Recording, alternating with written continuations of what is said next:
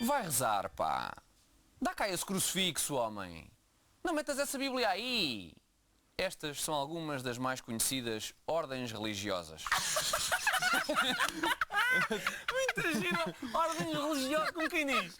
É uma ordem, não é? E religiosa, que é o crucifixo, é religião. É religiosa, tipo, não, dá cá esse crucifixo, é como quem diz, dá cá. Essa gira, não é? Inventei agora.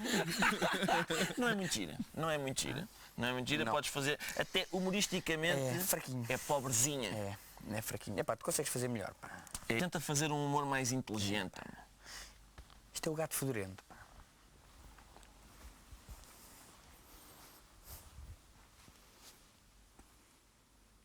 Bom, franciscanos, beneditinos, jesuítas. Estas são algumas das mais conhecidas ordens religiosas. Mas hoje vamos falar de uma ordem menos conhecida. Os barbozinos. Os freis barbozinos são o tema do documentário que vos preparamos para hoje.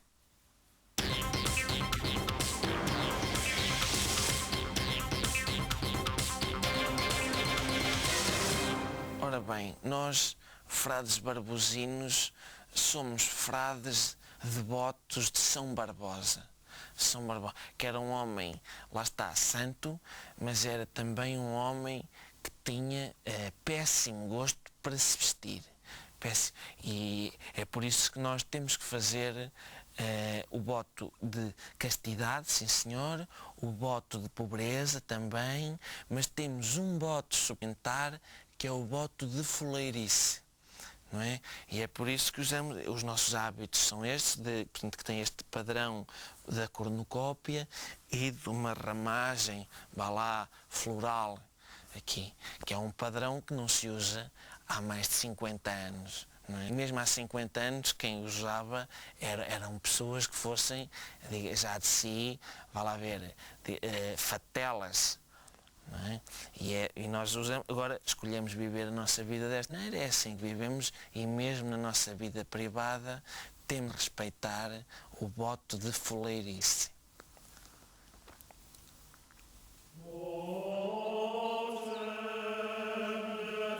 A Ordem dos Barbozinos remonta ao século XIV. Foi nessa altura que um frade desconhecido, São Barbosa, fez furor quando, em pleno Concílio do Vaticano, apresentou provas de que Jesus Cristo um dia teria usado uma túnica aos quadrados com um véu às riscas. Uns anos mais tarde, São Barbosa consegue provar que o Messias frequentemente envergava meias brancas com sandálias. Este foi um momento decisivo para a implantação desta ordem religiosa. Eu sou o abade do nosso mosteiro, e mosteiro não é bem um mosteiro, nós não vivemos num mosteiro, vivemos numa moradia de um senhor que está emigrado em França e que nos cedeu a habitação para nós habitarmos, que é uma moradia que tem 7 variedades diferentes da religião. Tem portanto, a fachada tem, de um lado é chão de casa de banho e parede de cozinha. Depois dos lados tem chão de cozinha e chão de casa de banho. Parede de casa de banho, parede de cozinha, chão de casa de banho. Portanto, dá a volta toda e é uma espécie de montanha-russa do mosaico. Vá. E nós é ali que vivemos. E depois o jardim tem uma fonte toda ela em peixes que um abre a boca e está a vomitar um esguicho de água que vai para a boca do outro, e este esguicha depois do rabo para a boca de um peixe depois maior, tudo endoirados, que nós próprios é que andamos a arear com duraglite, às vezes aos sábados à tarde. O dia mais feliz da nossa congregação foi o dia em que faleceu o pai do Frei Miguel. Porque o pai do Frei Miguel, ele tinha um guarda-roupa, meu Deus. Eu juro por tudo o que há de mais foleiro que eu nunca tinha visto nada assim. Era uma coisa horrorosa, uma coisa que não tem descrição. Aquilo licras, aquilo havia 15 pares de ceroilas, camisas havaianas, lantejoulas, havia eu lembro-me bem que havia uns daqueles fatos de treino, que aquilo é de um material assim que parece um género de um plástico, uma coisa que parece uma pessoa, parece estar dentro de uma tenda, que ó, às tantas, aquilo, uma pessoa começa a suar e aquilo é um suor assim, desagradável, muito desagradável. E tinham aquele plástico e depois tinha um género de umas tiras retrorefletoras, que até um dia o Frei Miguel foi passear ao fim do dia com aquele fato de treino e ia a passar um grupo de turistas e o sol incide naquelas tiras, naquelas bandas retrorefletoras e cegou 15 ingleses. Foram tempos muito bonitos. Bom, aquele de nós que está mais próximo da santidade tem de ser o Frei Bartolomeu, porque é daltónico, portanto, mesmo quisesse, ele não conseguia atinar com as coisas. Ele veste-se que é mesmo mal. Aquilo, às vezes ele aparece-nos com umas indumentárias que parece que foi um imbisual que andou a escolher a roupa, não é, no guarda-roupa do Liberace. E aquilo são coisas, realmente, é um grau de santidade. Pronto, e vai estar sentado lá em cima à direita, com certeza. Agora, de vez em quando o abade fica zangado connosco e diz-nos: ponham os olhos no Frei Bartolomeu, pois ele é que é um frade a sério. Mas que culpa é que eu tenho? Pois ele é daltónico, pois claro, não é? Mas realmente ele foi escolhido não é? Foi marcado. Pronto, o que é que há de fazer?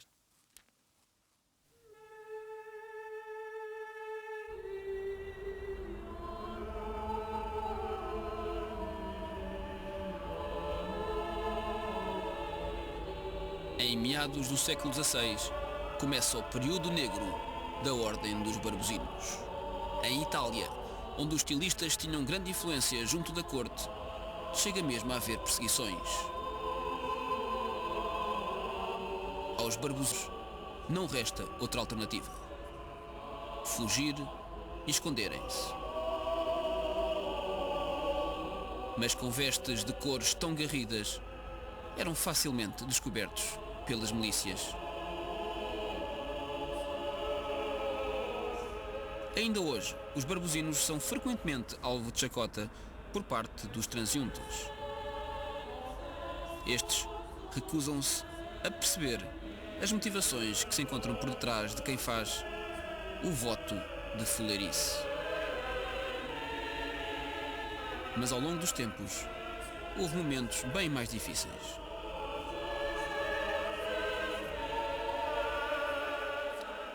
A pior época para ser membro da nossa congregação foi a década de 70.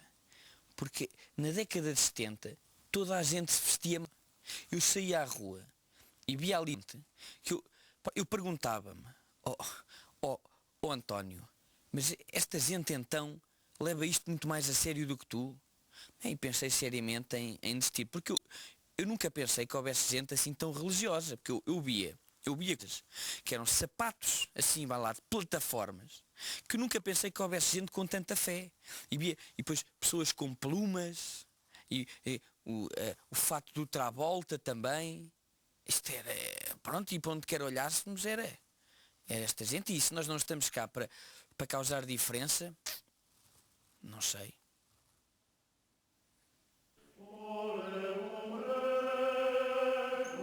A Ordem dos Barbuzinos, de entre todas as ordens religiosas, é a que tem a maior taxa de desistência.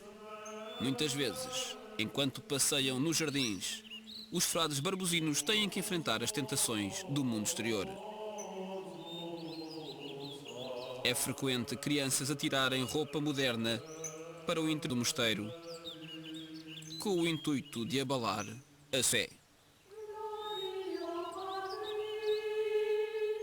Cerca de 80% dos frades barbuzinos, mais cedo ou mais tarde, sucumbem às tentações da moda.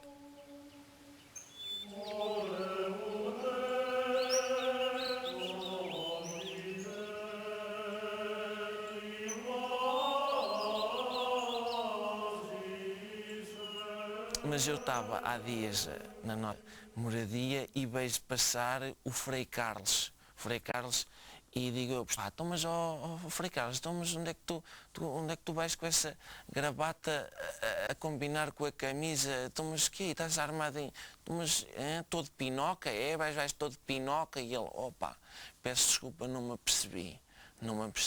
E recolheu-se a meditar no que tinha feito e foi rezar 3 Ave Marias e pronto.